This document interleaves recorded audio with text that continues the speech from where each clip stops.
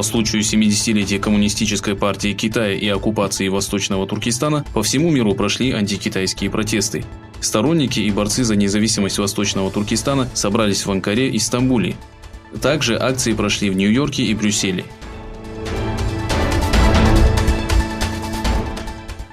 Задержанных в Белоруссии уйгуров ожидает репатриация в Китай. Задержанным в Минске уйгурам запретили вылет в Турцию, несмотря на имеющиеся визы и надлежащие документы. По неподтвержденной информации, задержанные обращались в посольство США, однако неизвестно, получили они покровительство или нет.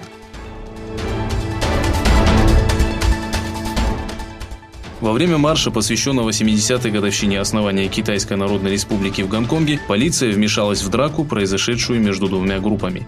Протесты против китайского правительства продолжались в течение всего дня.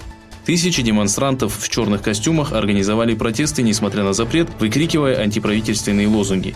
Участники акции призвали объявить 1 октября траурным днем.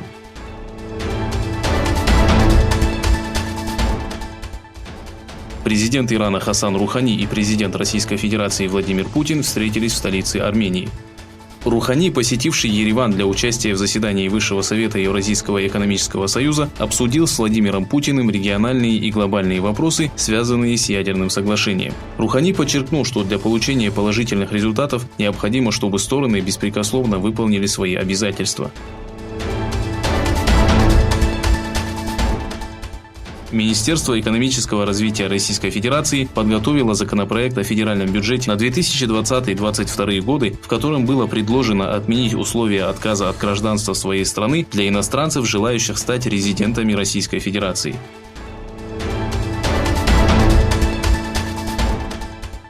По последним данным, в Антарктиде произошел скол огромного айсберга под кодовым названием D-28. Толщина айсберга, который также известен как рыхлый зуб, составляет 209 метров. Вес ледника достигает 347 миллиардов тонн. Несмотря на то, что команда обсерватории Земля заявила, что они годами ожидали скол ледника, некоторые специалисты связывают это с глобальным потеплением.